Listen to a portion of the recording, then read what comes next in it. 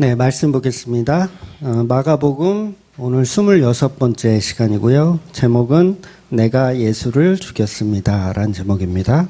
마가복음 6장 14절에서 29절까지 마가복음 6장 14절에서 29절까지요. 세례 요한의 그 죽음 장면이죠. 우리 14절부터 29절까지 한 목소리로 읽도록 하겠습니다. 이에 예수의 이름이 드러난지라 헤롯 왕이 듣고 이르되 이는 세례 요한이 죽은 자 가운데서 살아났도다. 그러므로 이런 능력이 그 속에서 일어나느니라 하고 어떤 이는 그가 엘리야라 하고 또 어떤 이는 그가 선지자니 옛 선지자 중에 하나와 같다 하되 헤롯은 듣고 이르되 내가 목벤 요한 그가 살아났다 하더라. 전에 헤롯이 자기가 동생 빌립의 아내 헤로디아에게 장가든 고로 이 여자를 위하여 사람을 보내어 요한을 잡아 오게 두었으니 이는 요한이 헤롯에게 말하되 동생의 아내를 취하는 것이 옳지 않다 하였음이라. 헤로디아가 요한을 원수로 여겨 죽이고자 하였으되 하지 못한 것은 헤롯이 요한을 의롭게 거룩한 사람으로 알고 두려워하여 보호하며 또 그의 말을 들을 때에 크게 번민을 하면서도 달갑게 들음이러라. 그친 기회가 좋은 날이 왔으니 곧 헤롯이 자기 생일에 대신들과 천부장들과 갈릴리의 기인들로 더불어 잔치할세 헤로디아의 딸이 친히 들어와 춤을 추어 헤롯과 그와 함께 앉은 자들을 기쁘게 한지라. 왕이 그 소녀에게 이르되 무엇이든지 내가 원하는 것을 내게 구하라 내가 주리라 하고 또 맹세하기를 무엇이든지 원하면 절반까지라도 주리라 하고는 그가 나가서 그의 어머니에게 말하되 내가 무엇을 구하리까? 그 어머니가 이르되 세례 요한의 머리를 구하라 하니 그가 곧 왕에게 급히 들어가 구하여 이르되 세례 요한의 머리를 소반에 얹어 곧 내게 주기를 원하옵나이다 하니 왕이 심히 금심하나 자기를 맹세한 것과 그 앉은 자들로 인하여 그를 거절할 수 없은지라.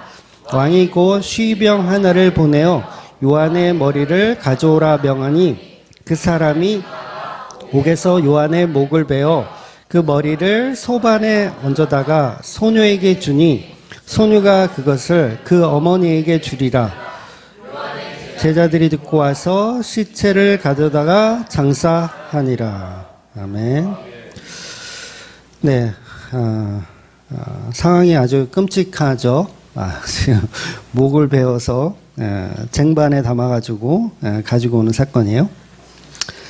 예수님이 이제 나사렛에서 이제 인정을 받지 못하셨습니다. 그 이유는 인간들이 판단할 때 예수님은 다른 지역과 이렇게 우리 나사렛을 차별한다라는 이유였어요.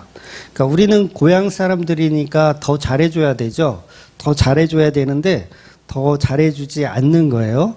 그러니까 이제 예수님은 약간 건방져 보이는 거죠. 나사렛 사람들 입장에서 보면 좋은 것을 줘야 되는데 좋은 것을 주지 않아요. 그래서 예수님을 배척합니다.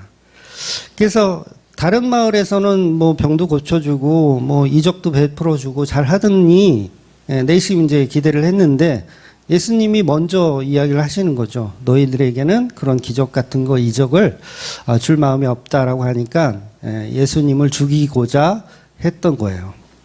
이렇게 우리가 하나님을 섬긴다고 하지만 하나님이 우리한테 우리가 원하는 걸 제공해 주지 않으면 우리는 금방 강도로 변해요.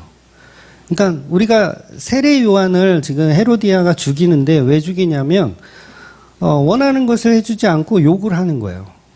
자기의 죄를 자꾸 들추기만 하니까 그럼 어떻게 해요? 죽여버려야죠. 그러니까 하나님은 우리를 보호해주고 막 전염병으로부터 막아주고 수호신처럼 우리를 지켜줘야 되는데 그냥 안 지켜줘. 그럼 어떻게 해야 돼요? 죽여버려야죠. 하나님도 죽여버리는 거예요. 그래서 신이신 분을 인간이 신을 처형하는 거예요. 그게 십자가 사건이죠. 그래서 우리 인간들은 왜 신을 십자가에 매달려 죽이냐면 진리를 못하고 종교성을 갖고 있기 때문에 그래요.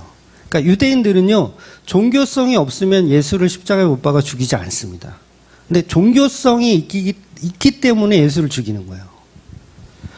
그러니까 복음이라는 진리가 교회 앞에, 사람들 앞에 이렇게 나섰을 때 사람들은 그걸 왜 배척하냐면 종교성을 갖고 있으면 배척을 하는 거예요.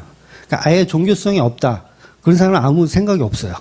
네, 관심 없어요. 뭐 우리가 예수를 말하고 진리를 말해도 그 사람들은 관심 없어요. 근데 종교성을 갖고 있는 사람들이 막 열을 내는 거예요. 그거 아니라고 그러면서. 그래서 종교인들은 하나같이 교회를 다니나 절을 다니나 논리가 똑같아요. 교회 왜 다녀요? 절에 왜 다녀요? 그러면 다 내 삶에 도움을 받기 위해서 다니는 거예요. 그런데 진짜 복음은요, 하나님이 우리에게 무언가를 도와주지 않아도 교회를 다니는 거예요.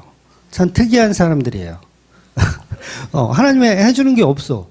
여러분, 그 일반 은총과 일반 은총이라는 게 이제 햇빛, 뭐 물, 공기 이런 게 이제 일반 은총이라고 하거든요.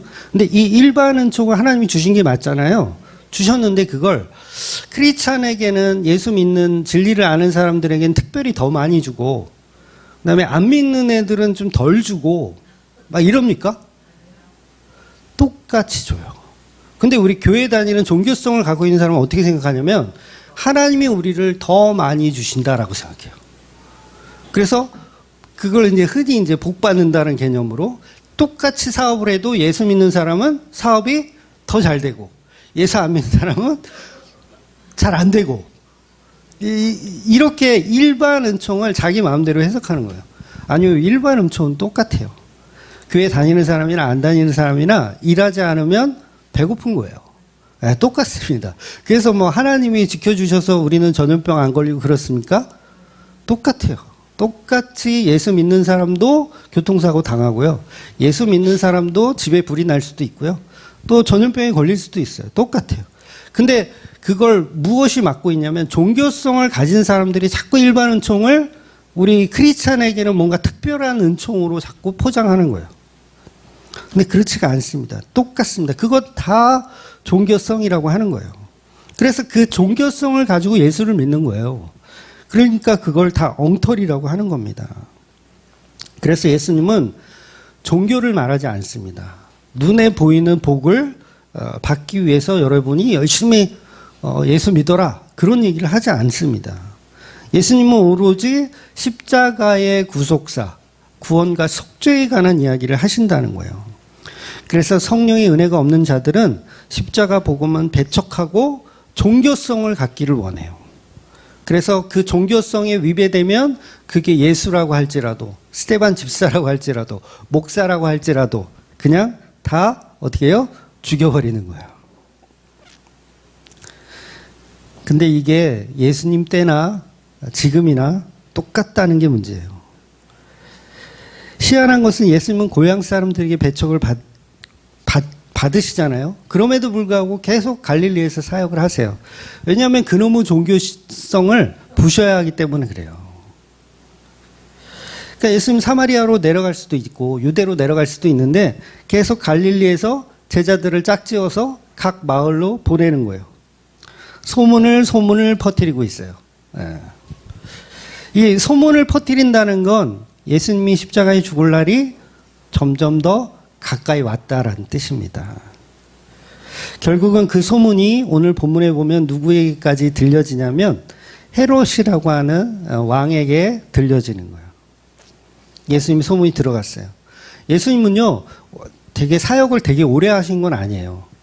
한 3년 반? 이것도 그냥 추정이에요. 3년 반 정도 하셨는데 3년 반 깁니까? 짧아요. 사역으로 치면 굉장히 짧아요. 저 10년 가까이 했잖아요, 지금. 엊그제 같아요. 3년만 하라면 뭐 시작하는 듯 하다 끝날 것 같아요. 그러니까 우리 교회가 가정 예배부터 이렇게 시작을 했거든요. 근데 가정 예배 처음 예배 드릴 때 저희 안사람하고 저하고 우리 애들하고 첫 예배 드릴 때가 저는 아직도 생생하게 기억나요. 그날 우리 큰아들이 엘리베이터에 갇히기도 했어요. 예배 드리고, 우리 이제 기도원 가야 된다. 그리고 기도원 가려다가 엘리베이터에 갇혀서 기도원은 못 갔어요. 그리고 처음 공식적인 예배를 드린 게 그 문산에 있는 그 복지관을 강의실을 이렇게 빌려가지고, 강의실 되게 조금, 이거 한 반만 해요. 예, 반만한 강의실을 빌려가지고, 그 강의실을 빌려준 그 권사님 한 분하고, 그 다음에 집사님 부부 두 분하고, 저희 가족하고, 이렇게 예배를 드렸어요.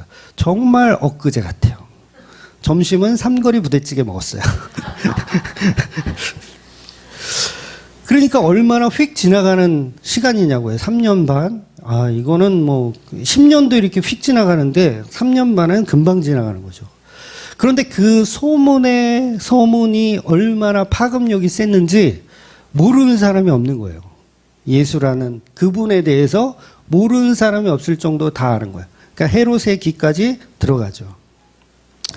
그래서 이 헤롯은 놀라지 않을 수밖에 없었던 게 뭐냐면 본인이 한 짓이 있어요. 그러니까 예수님이 막 이적을 행한다라는 소문을 딱 듣고 나서 세례 요한을 자기가 죽였던 그 일이 떠오른 거예요. 그래서 어떻게 생각합니까? 죽은 세례 요한이 다시 예수에게로 들어가서 예수가 세례 요한이다 이렇게 상상을 하기 시작한 거예요. 그래서 헤롯이요, 왜 그 사단을 만들었습니까? 여자에 미쳐서. 원래 세례 요한이 그 헤롯한테 막 조언을 할 때요, 원래 헤롯은요 달갑게 들었어요. 그렇지, 내가 그렇지 뭐 이렇게 달갑게 들었어. 근데 누구 때문에 이게 달라지는 거야? 마누라 때문에, 여자 때문에. 결국 남자는 여자를 잘못 만나니까 이렇게 되는 거예요. 여자분도 오해는 하지 마세요. 여기서 말하는 여자는 교회를 상징하는 거예요. 교회. 그래서 헤롯이 여자를 잘못 만난 것이고 아담이 하와를 잘못 만난 거예요. 예수님이 교회를 잘못 만난 거예요. 교회 아니었으면 예수님 십자가에 달리실 일도 없잖아요. 교회를 잘못 만났더니 이 사단이 나는 거예요. 그래서 교회의 죄 때문에 예수님 십자가에 달리시는 것이고, 하와가 속아서 선악과를 먹는 바람에 아담에게까지 선악과를 먹게 되는 거. 그리고 헤로디아 지금 왕비예요. 이 동생의 아내. 왕비 때문에 또 세례 요한이 죽게 되는 거. 결국 오늘 메시지가 뭐냐면 예수님이 우리 교회를 잘못 만나서 십자가에 죽으셨다. 그 얘기를 하고 싶은 거예요. 내가 헤로디아다. 그러니까 교회들은 이걸 알아야 돼요. 내가 헤로디아다. 그래서 나는 마땅히 주고 마땅한 연이다. 요거를 알아야 된다는 거예요. 그러니까 오늘 본문에 등장하는 헤로디아와 그 딸은 누구를 상징해요? 예수를 죽인 우리 교회들을 상징하고 있는 거예요. 그래서 우리가 세례 요한을 죽인 자들이고 우리가 우리 남편인 예수를 십자가에 매달아 죽인 여자라는 거예요. 본문은 하나님의 어린 양을 전하는 세례 요한 그 선지자를 헤로디아가 참수하게 만드는데 나 욕했다고 참수하는 거예요. 나 욕했다고.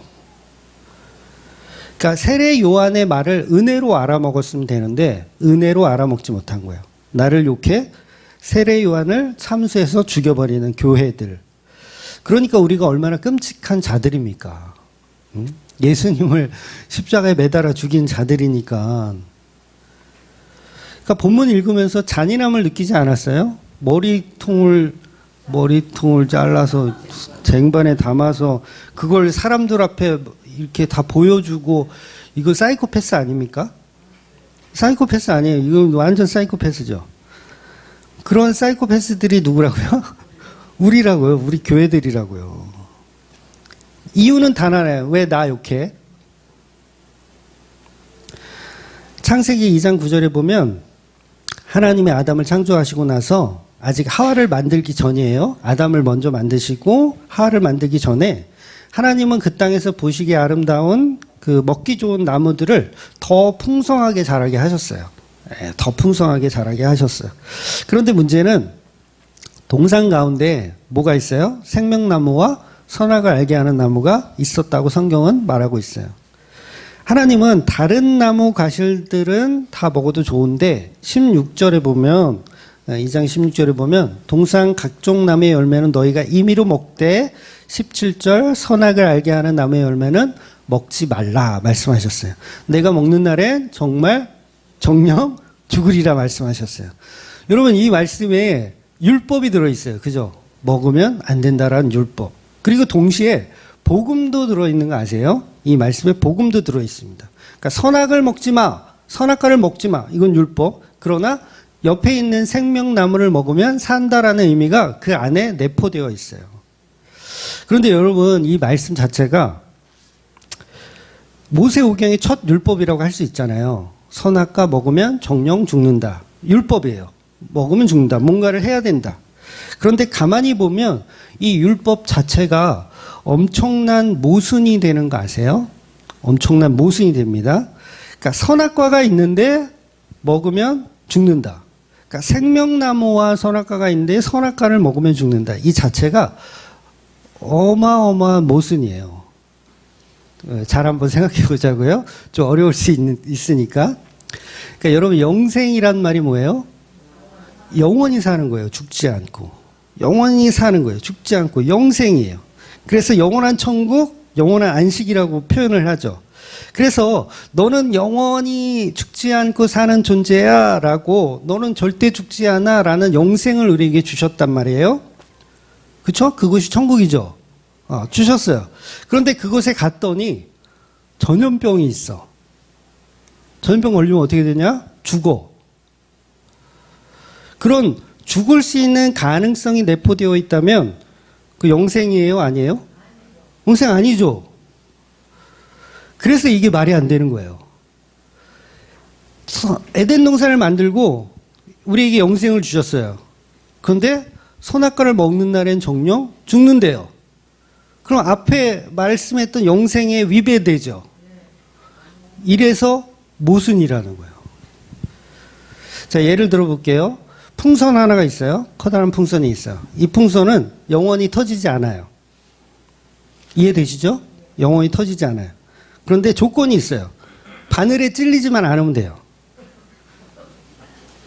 조건이 있어요. 바늘에 찔리지만 않으면 돼요. 그러면 이 풍선을 영원하다 말할 수 있을까요? 영원하다 말할 수 없는 거예요. 조건이 생기는 순간. 무조건이어야 영생이에요. 여러분이 천국에 갔을 때 천국은 어때요? 다시 천국 있다가 죄 지으면 지옥 가나요? 아니죠. 영원히 천국에 살아야 돼요. 그러면 그 영원한 천국에는 위험한 것들이 없어야 돼요. 바늘도 없어야 되고요. 전염병도 없어야 되고 암이 걸려서는 안 돼요. 뭔가 있으면 안 돼요. 뭔가 있으면 거기는 이미 영생이 아니라는 거예요. 그러니까 영원한 풍선인데 이 풍선이 바늘만 안 만나면 되고 불 속에만 들어가지 않으면 되고 그러면 영원히 살 수 있다. 그런 말은 저도 할 수 있겠어요. 그렇잖아요? 여러분 영생하실 겁니다. 병에만 걸리지 마세요. 늙지만 마세요. 그러면 다 여러분들은 천년 만년 사실 겁니다. 이 말은 저도 할 수 있다고요. 무슨 놈의 영생이라는 게 이렇게 예외가 있느냐는 거죠. 그러니까 하나님이 인간을 창조하시고 에덴 동산에 이렇게 두셨단 말이에요. 영원히 사는 아름다운 세상을 만드셨어요. 근데 선악과만 먹지 않으면 영원히 산다라고 했을 때 그 조건이 생성되는 그 순간, 그러니까 아담과 하와가 먹고 안 먹고를 떠나서 이미 그 율법이 주어지는 순간에 뭐예요? 에덴 동산은 이미 영원한 곳이 아니었던 거예요. 에덴 동산은 처음부터 하나님을 우리로 하여금 그 에덴 동산에서 영원히 살 수 있는 존재로 만든 것이 아니었다는 거예요. 처음부터 아니었다는 거예요. 그러니까 에덴 동산은 원래부터 영원한 곳이 아니었어요. 영원하려면 선악과 자체가 있으면 안 되기 때문에 그래요. 그래서 하나님은 그 선악과까지도 하나님의 플랜 안에 들어있었고 이 에덴 동산은 처음부터 영원하지 않는 존재로 창조를 하신 거예요. 그러니까 영원한 존재로 창조를 했는데 인간이 범죄함으로 인해서 그 영혼이 깨어진 게 아니라 처음부터 하나님은 예상을 하셨다는 거죠. 아, 이곳은 영원하지 않을 거야. 선악과를 만들어 놨으니 얘네들은 반드시 어떤 날이 되든지 이 선악과는 반드시 먹고야 말 거야. 라는 걸 하나님은 알고 계셨다는 거예요. 그래서 동산 중앙에 있는 선악과와 더불어 누가 있어요? 뱀이 있는 거예요. 뱀이 있는 거예요. 뱀이 왜 있어? 타락한. 여러분 천국 갔는데 거기 타락한 뱀이 있어. 걔만 조심하면 영생한대. 근데 또 실수하면 또 지옥에 떨어져. 여러분 뱀이 스스로 창조되었나요? 아니죠. 뱀도 피조물일 뿐이에요. 그래서 분명히 이 창세기 3장에 보면 하나님이 지으신 들짐승 중에 뱀이 있더라. 이렇게 표현하고 있어요. 하나님이 만드신 들짐승 중에 뱀이 있더라. 그 말은 뭐예요? 뱀까지도 하나님의 영역 안에 창조되어 있었던 거예요. 그래서 인간은 처음부터 영원한 에덴 동산에 살기로 되어 있던 게 아니라 그건 하나의 과정일 뿐이라는 거예요. 어떤 과정? 죄에 대해서 알고 십자가에 대해서 알아가라는 과정을 에덴 동산에 심어놓은 거예요. 그래서 하나님의 사랑의 수준이 인간의 사랑을 뛰어넘습니다. 우리는 이걸 볼 수가 없어요. 대체 왜 선악과가 있어요? 선악과가요, 엄청난 사랑의 표현이에요. 이거 알란가 몰라. 그러니까 너희들은 신을 살해하는 존재라는 것을 알면서도 창조를 해내신 거예요. 내가 만나려는 여자가 전과가 10번 사기범이야. 내가 만나려는 여자가. 근데 그 여자를 만나면 분명히 그 여자는 나를 뒤통수 치고 내 돈을 훔쳐서 달아날 것이 뻔해요. 그래도 이 남자는 그 여자를 사랑하는 게 에덴 동산의 플랜이에요. 그래서 성경에는 이런 예화들이 몇 군데 나오거든요. 잘 다 살펴볼 수 없지만 뭐 호세아의 경우도 그렇고 삼손의 경우도 그렇고 여러 가지 예화들을 찾아볼 수 있어요. 그러니까 그 여자가 사기 범죄자임에도 불구하고 이 남자는 그 여자를 사랑하는 거. 이게 예수의 모형이에요. 그래서 이 땅에는 선악과를 먹고 안 먹고를 떠나서 이곳은 처음부터 영원한 곳이 아니었다는 거예요. 그럼 어디만 영원한 곳이냐? 예수 그리스도를 통해서 재창조되는 하나님의 나라만 영원한 거예요. 십자가를 통해서 만들어지는 그 나라.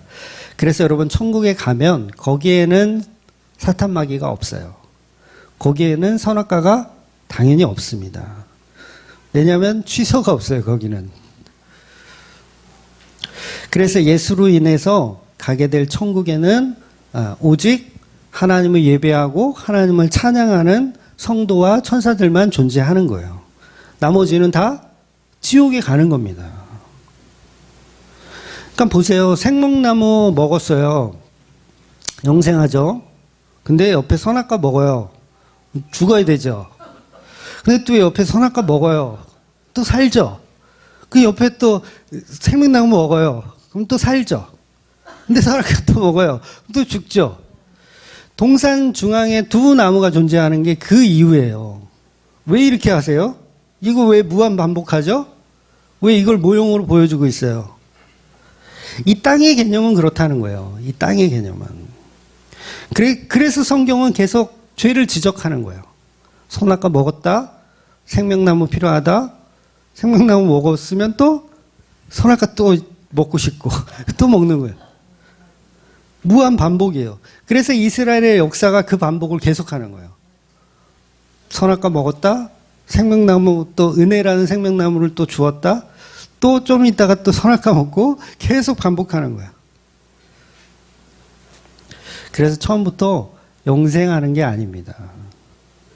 반드시 성도는 죄를 통해서 예수님의 사랑을 알아가는 거예요. 그래서 그 사랑을 아는 자들만 천국에 가서 거룩하다 거룩하다 하나님의 어린 양이요 이렇게 노래할 수 있는 거예요. 근데 그걸 사랑을 모르면 그 사람 천국 어떻게 가요? 가봐야 뭐 할 게 있어요? 불편해요. 저 남편이 내 남편이래. 근데 나 잘 몰라, 저 사람 대해서. 불편해, 천국에 있는 게. 그냥 저는 그냥 지옥이 편할 것 같아요. 이렇게 되는 거예요. 그래서 이 땅에서 예수 그리스도의 사랑을 배워가는 거예요. 그래서 천국은 죽음이 없습니다. 죽음이 없어야 천국이고요. 죄가 없이는 회개가 될 수가 없는 거예요. 그래서 십자가 없는 구원 있을 수가 없고요. 그래서 오늘 본문의 이야기는요, 그 이야기를 하고 있는 거예요. 즉 처음부터 생명나무 없는 선악과는 존재할 수가 없는 것이고 선악과 없는 생명나무도 존재하지 않는 것이다. 그래서 두 나무는 빛과 어둠을 설명하고 있으며 죄인된 성도 때문에 선악과라는 십자가에 죽은 예수 그리고 부활을 원천적으로 설명하고 있는 거예요. 예수님의 살과 피를 먹고 살아나는 그런 존재들. 즉 처음부터 선악과 안 먹고 우리 열심히 우리가 하나님 말씀에 순종해서 영생하자, 이게 다 종교예요. 선악과 어떻게든 안 먹어서 버텨서 우리 하나님 말씀 잘 순종해서 버티면 안 돼요. 버티면 안 돼요. 그래서 우리가 선악과 먹은 걸 다 알잖아요. 교회들이 다 알아요. 선악과 먹은 건 다 알아. 근데 문제는 뭐냐면 다시 먹지 맙시다, 요 길로 자꾸 가는 거예요. 아담은 실패했으니 우리는 성공하자. 아담은 실패해서 죄에 빠졌으니 우리는 먹지 말고 죄에 빠지지 말자. 그게 아니라 우리가 아담이었어도 먹었군요예요. 내가 아담이었어도 먹었군요. 내가 헤로디아였어도 세례 요한을 죽였군요. 요게 복음이라는 거예요. 근데 교회들이 어떻게 가르치냐면 헤로디아처럼 악한 여자가 되지 맙시다, 이렇게 가르친다는 거예요. 복음을 잘못 해석하고 있는 거예요. 그러니까 본문은 내가 헤로디아였습니다. 내가 세례 요한을 죽인 자입니다. 내가 아담이었어도 선악과를 먹었을 겁니다. 아니 먹었습니다. 이렇게 생각하는 게 복음과 종교와의 차이라는 거예요. 근데 우리는 막 손가락질해요. 누구를 손가락질하냐면 본문 읽으면서 헤롯을 막 손가락질하죠. 야, 이 판단력이 흐린 남자를 봤나? 이 여자에 미쳐가지고 요한을 죽이다니 어쩜 이래. 우린 절대 그러지 맙시다, 여러분. 그러니까 윤리 도덕 배우는 거예요, 결국은. 그런데 복음을 통해서 헤롯을 통해서 나의 죄를 발견하고 헤로디아를 통해서 나의 죄를 발견해야 된다는 거죠. 내가 세례 요한의 억울한 죽음을 만든 장본인이라는 걸 알아야 된다는 거예요. 그래서 내가 예수를 십자가에 못 박아 죽였습니다. 왜? 예수가 나를 욕하거든요. 나를 욕하거든요. 그런데 그 예수는 내가 죽이는데 나에게 저항하지 않고 나에게 책임을 돌리지 않고, 세례 요한이요, 저항했던 얘기가 없잖아요. 본문에 보면 쟁반에 잘 이렇게 담겨져서 저항했던 얘기가 없어요. 예수님이 십자가에서 딱 달려 계실 때 진짜 천군 천사를 딱 보내서 잠시 이렇게 내려오셔가지고 막 이렇게 막 비아냥거리 했던 애들 이렇게 싹 쓸어버리고 다시 올라가셔도 되잖아요. 십자가로. 근데 정말 무능력하게 죽으세요. 세례 요한도 마찬가지예요. 그냥 무능력하게 죽는 거예요. 그렇게 무능력하게 죽는 예수를 우리가 바라보면서 이것이 은혜로다, 은혜로다 해야 된다는 거죠. 그래서 본문에 보면 헤롯은 세례 요한이 살아 돌아온 것이 아니냐 하면서 벌벌 떨고 있어요. 사실은 이 벌벌 떨고 있는 게 사실 은혜 받고 있는 중이거든요. 벌벌 떨고 있다라는 게. 물론 이제 왔다 갔다 해가지고 나중에는 이제 정신을 못 차리지만, 예수님 재판 받으실 때 그 빌라도가 이제 책임을 회피하는 상황이 와요. 그러니까 죄를 찾을 수 없으니까 이 죄가 없는 것 같은데, 예수의 고향을 물어보니까 갈릴리라는 거죠. 그래서 우리 관할 아니네? 그러면 너 헤롯한테로 가. 이렇게 돼요. 마침 헤롯이 그때 예루살렘에 와 있었어요. 그러니까 헤롯이 예수님 보고 엄청 기뻐합니다. 너무 좋아해요. 그때까지만 해도 예수님이 기적을 행하는 세례 요한인과 같은 수준의 인물로 생각한 거예요. 물론 예수님이 기적을 보여주지 않으니까 조롱하고 빛난 옷, 자색 옷을 입혀서 다시 빌라도에게 다시 보내버립니다.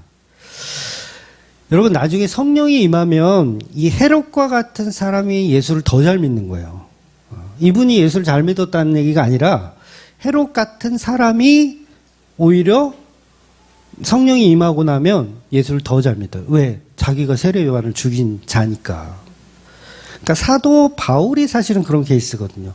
사도 바울이 스데반을 죽였거든요. 그러니까 스데반 속에 누가 들어있어요? 예수가 들어있는 거예요. 내가 예수를 죽인 자입니다. 사도 바울은 그걸 아는 거예요.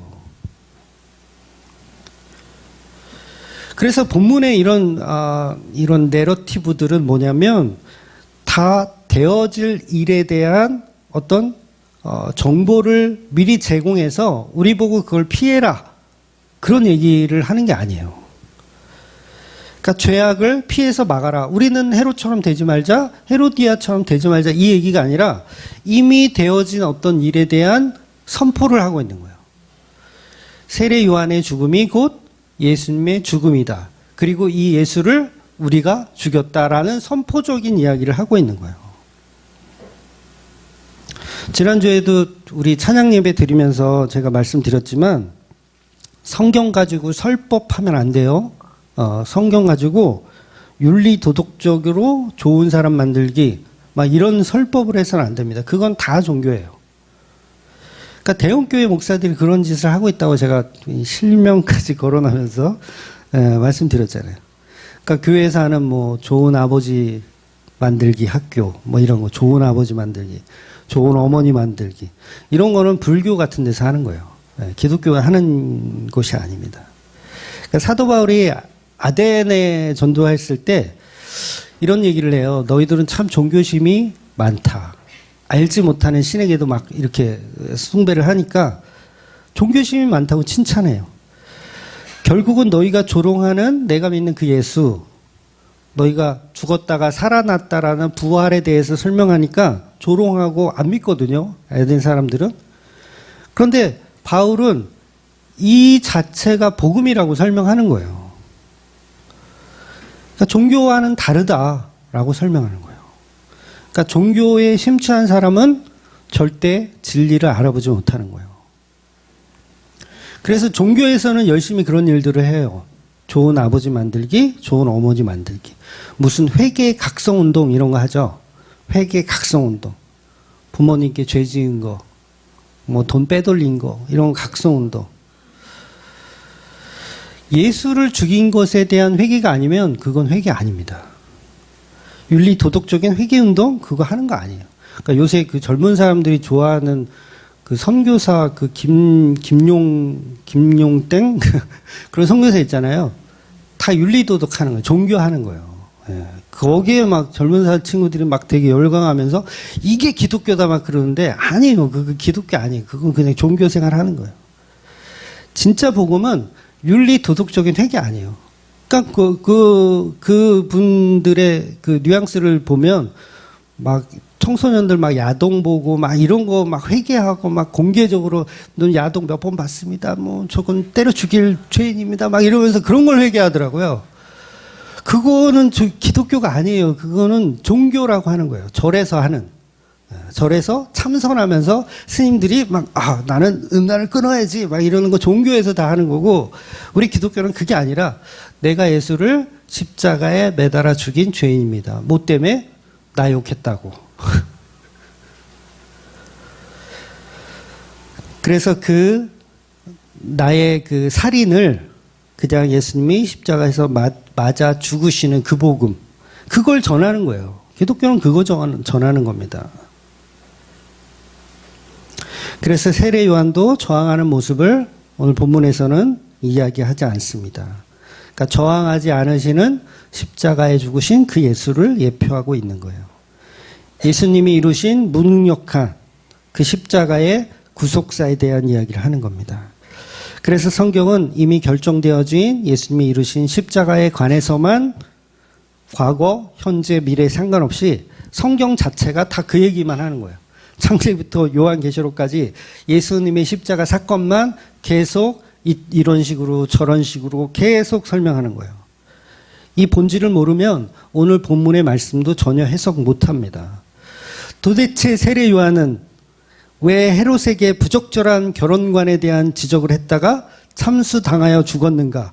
이 본문이 우리에게 주는 메시지는 무엇인가라고 했을 때 종교인들은 전부 아무리 왕이라도 동생의 아내를 건드리면 안 된다. 부적절한 결혼을 하면 안 된다. 그리고 선지자에게 지적당하더라도 그 선지자에게 덤비지 말아야 된다. 그러니까 목사들한테 덤비지 말아야 된다. 이렇게 종교적인 해석밖에 할 수가 없는 거예요. 그래서 결국은 이런 종교적인 해석을 하게 되면 어떻게 되냐면 결국 적용을 하는데 어떤 적용을 하냐면 윤석열 이래도 되는가?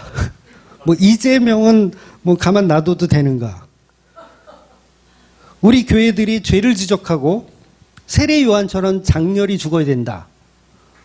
이해가 되세요? 이 말들이? 세례 요한처럼 왕에게 장렬히 그 죄된 모습을 지적하고 죽어야 된다. 이 사회를 위해서 이 사회의 더러운 것들, 동성애자를 몰아내고 차별금지법 반대하고 우리는 투쟁하자.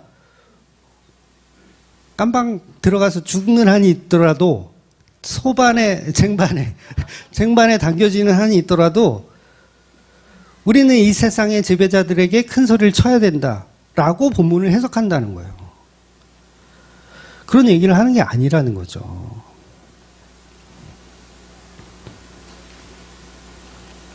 이건 다 종교 노름이에요. 종교 노름.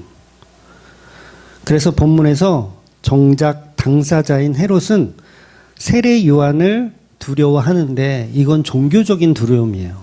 진짜 진리를 알아서 두려워하는 게 아닙니다. 빌라도도 그러잖아요. 예수를 재판할 때 손을 씻죠. 이게 종교적인 행동을 하는 거예요. 나 책임 없다. 근데 성령을 받으면 그 종교에서 빠져나오게 되어 있어요. 여러분, 세례 요한은 구약의 마지막 선지자, 십자가를 못 보고 죽는 구약의 율법이라고 할 수 있어요. 그래서 세례 요한은 사도가 아닙니다. 그러니까 세례 요한의 이 지적질은 율법이라고 해야 돼요. 이거 복음이라고 생각하시면 안 돼요. 그래서 이 지적질하는 걸 복음이라고 생각해서 뭐 윤석열을 향해서 이렇게 지적질하고 이재명을 향해서 지적질하는 게 마치 복음인 양 잘못 생각하고 있는 거예요.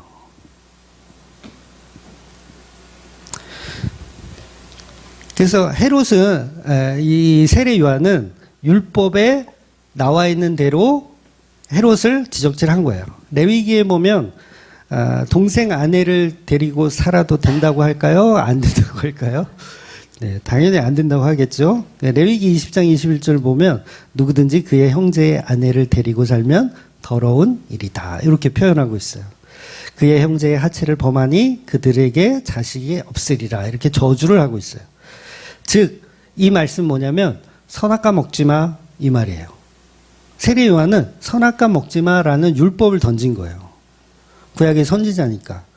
그럼 저와 여러분이 세례 요한을 통해서 이 율법을 들었다면 우리가 헤롯이고 우리가 이 헤로디아라면 이 율법이 우리를 저주하고 있잖아요. 그 결혼은 더러운 일이다. 그래서 인간은 말씀이 있는 곳에 그 더러움을 딱 맞게 되면 반응하게 되어 있어요. 근데 율법, 종교에 사로잡힌 사람은 그 헤로디아를 향해서 죽이죠.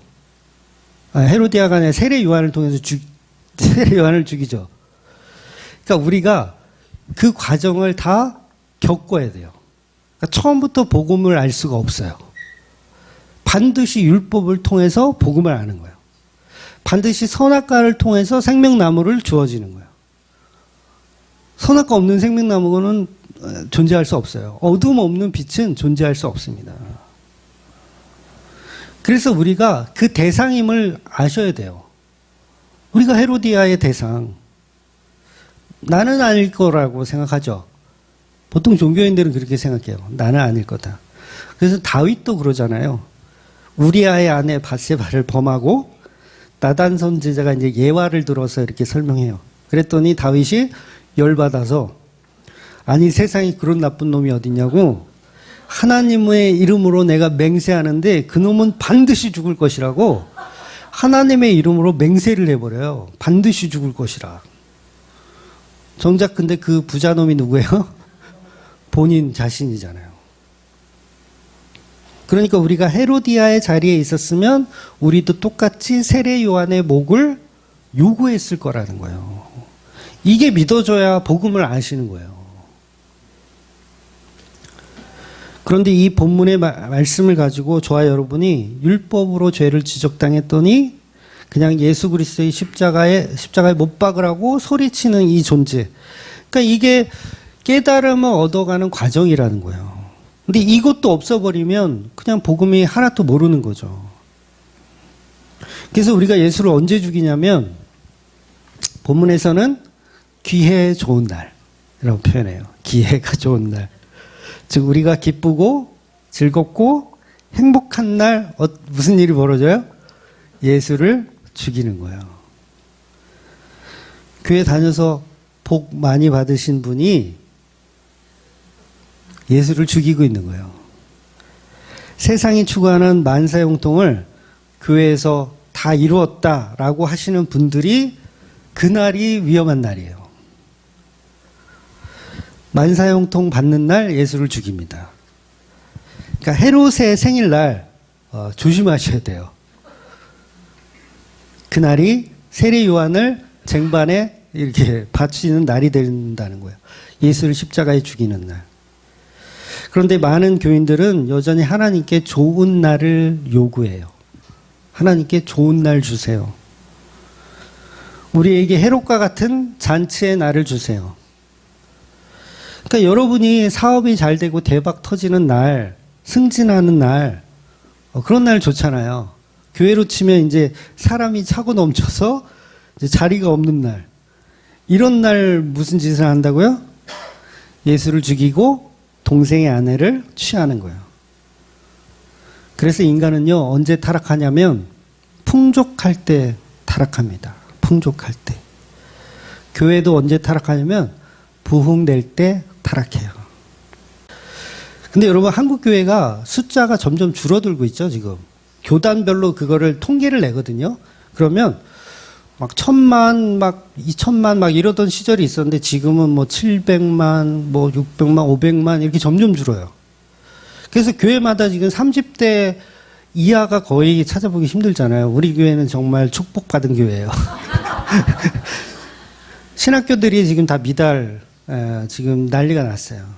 교회가 아니라 신학교는 문 닫아야 하는 이런 지경에 와 있어요. 그런데 여러분, 이게 성도의 수가 줄고 있는 걸까요? 절대 아닙니다. 성도의 수는 예정된 대로 그대로 유지하고 있어요. 근데 뭐가 없어지는 거냐면 종교성을 갖고 있는 사람들의 거품이 빠지고 있는 거예요. 그러니까 여러분 쫄지 마세요. 오히려 지금 잘 가고 있는 거예요. 거품이 빠지고 있으니까. 하나님이 손이 짧아서 구원할 자를 지금 못 구원해가지고 교인 수에 이렇게 주는 게 아니라는 거예요. 그러니까 세상 문화의 청년들을 다 뺏겨요. 그 교회들은 텅텅 비어요. 결국은 거품이 빠지고 있는 거지 그게 막 복음을 못 전해서 막 빠지고 있는 게 아니에요. 오히려 복음은 더 선명해지고 있어요. 네, 더 선명해집니다. 교회의 부흥은요, 마약과 같아요. 그러니까 사람들을 끌어모으기 위해서 얼마든지 채울 수 있어요. 어떤 시스템이나 쉽게 얘기해서 빵을 나눠주면 사람들은 많이 모아요. 그런데 그 빵을 먹고 서비스를 제공받고 정신을 차리면 교회를 떠나게 되는 거예요. 그러니까 어떤 문제든 교회 다녔더니 해결받았다. 그러면 교회 떠납니다. 그 사람은 종교성이 어떤 거예요, 처음부터. 그런데 진짜 성도는 교회가 나에게 아무것도 해줄 것이 없어도 예수님에 관한 말씀을 듣기 위해서 그냥 그 복음의 사랑 때문에 그냥 길을 쓰고 교회를 나오는 거예요. 그러니까 교회 숫자가 많아진다고 해서 그것을 부흥되었다라고 말할 수 없는 겁니다. 그래서 각 지역으로 복음이 퍼져가는 것. 도시마다 교회가 진짜 진정한 진리의 교회들이 세워지기를 원하지만 그냥 숫자적인 한 교회가 커지는 거 결코 부흥이 아니라는 거죠. 헤롯이 자기 딸에게 그러잖아요. 나라의 절반이라도 주겠다. 나라의 절반. 왜 이래요? 왜 이래요? 미쳤어요? 그렇죠. 기분 좋은 날이라서 그래요. 이때 우리가 무너지는 거예요. 기분 좋은 날. 그러니까 헤롯의 권력을 한번 잠깐 살펴볼까요? 헤롯의 권력. 그러니까 헤롯은 이스라엘이잖아요. 이스라엘의 왕이라고 할 수 있잖아요. 그러면 그 당시 이제 로마의 속국이니까, 그러니까 우리가 이제 일제강점기를 보냈기 때문에 그 뉘앙스는 이제 같이 이제 접목을 해가지고 오해를 하는데, 헤롯은 결코 허수아비가 아니에요. 그러니까 빌라도 총독 밑에 헤롯이 있다 이렇게 생각하시면 안 돼요. 그러니까 그 당시 이 빌라도는 로마의 총독이었는데 헤롯은 왕이죠. 그럼 도대체 누가 높으냐라고 했을 때 동등해요. 그래서 성경은 그걸 이제 친구라고 표현을 하기도 하거든요. 친구다, 둘이. 누구를 죽이는데 친구다? 예수를 죽이는데 친구다. 무슨 말이냐면 다스리는 지역이 다른 거예요. 그러니까 빌라도는 유대 지역, 예루살렘과 그 유대 지역을 다스리는 왕이고 빌라도는, 그리고 헤롯은 갈릴리 지역, 그러니까 예수님의 고향이죠. 갈릴리 지역을 다스리는 왕이에요. 그러니까 빌라도의 꼬봉이 헤롯이 아니에요. 그러니까 헤롯은 어마어마한 이 능력과 그것이 있는 사람으로 보셔야 된다는 거예요. 엄청난 권력. 그래서 21절에 보면 대신들과 천부장들과 갈릴리 귀인들을 더불어 잔치할세. 이렇게 표현하잖아요. 천부장을 손님으로 다 모시는 거예요. 천부장은 밑에 부하가 1000명인 사람. 어마어마한, 지금으로 치면 국회의원들, 뭐 시장님들, 이런 분들을 모시고 뭐 한다? 생일 잔치를 하는 거예요. 엄청난 권력자예요. 그런데 그 권력자가 미쳐가지고 나라의 절반이라도 주겠다는 거예요. 그리고 그걸 맹세하죠. 맹세까지 해요. 그러니까 이 맹세가 어마어마한 실수를 자아내는 거예요. 다윗도 그러잖아요. 내가 하나님의 이름으로 맹세하건대 그 놈은 반드시 죽을 것이다. 결국 나의 맹세, 나의 체면이 세례 요한을 죽이는 것이고 나의 체면 때문에 예수님은 십자가에 매달아 죽이는 겁니다. 여러분, 가죽옷은 내 체면을 가리는 도구예요. 나의 부끄러움을 가리는 도구. 근데 중요한 건 뭐냐면 이 가죽옷을 누가 만들어야 돼요? 하나님이 만들어야 돼요. 여러분이 만들면 안 돼요. 그러니까 헤로디아는 자기들이 만들려고 한 거야. 자기들이 만들어서 입으려고 한 거야. 그러니까 저와 여러분이 다 예수 그리스도라는 가죽옷을 입어야 되는데 우리가 만든 가죽옷을 입었던 거예요. 그게 선악과 먹는 일이고 그게 예수를 십자가에 매달아 죽이는 일이에요. 그러니까 예수를 죽임으로 인해서 하나님 앞에 오히려 우리의 부끄러움을 감추려고 한 거예요. 누가? 종교인들이. 저와 여러분이.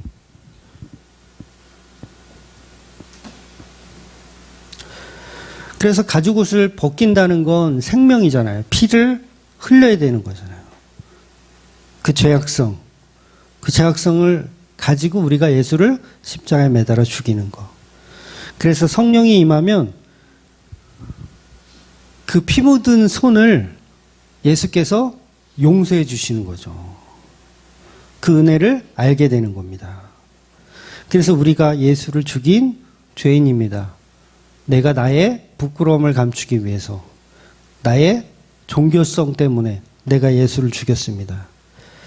그래서 진짜 예수 믿는 사람들은요, 자기의 죄를 알기 때문에요, 나의 체면 같은 거는 별로 중요하지 않아요. 교회에서 체면 때문에 싸우는 일이, 그건 참 아직도 종교성을 갖고 있는 거예요. 그래서 나의 가죽옷이 되어주신 그 예수 때문에 그분에게만 나의 부끄러움을 보여드릴 수 있는 거예요. 그분에게만 나의 부끄러움을 보여줄 수 있는 그 상태. 그래서 이걸 부부라고 설명하는 거예요. 부부끼리는 다 벗어도 부끄럽지 않잖아요. 저는 안 부끄럽더라고요. 부끄럽지 않잖아요. 그러니까 이게 복음이에요. 예수 안에 복음. 그러니까 우리가 죄를 제가 자꾸 설명하지만 그 죄 때문에 가룟 유다가 되어서는 안 된다는 얘기예요. 그 죄를 도말하신 그 예수, 내가 예수님에게는 나의 죄를 다 드러낼 수 있습니다. 이거. 그래서 예수님에게는 모든 게 다 죄를 드러내도 돼요. 다 상관없어요. 그래서 오직 그 예수만 나의 가죽옷 되시며 나의 의로운 생명나무이심을 믿는 저와 여러분이 되시기를 주의 이름으로 축원드리겠습니다. 아멘. 기도하겠습니다.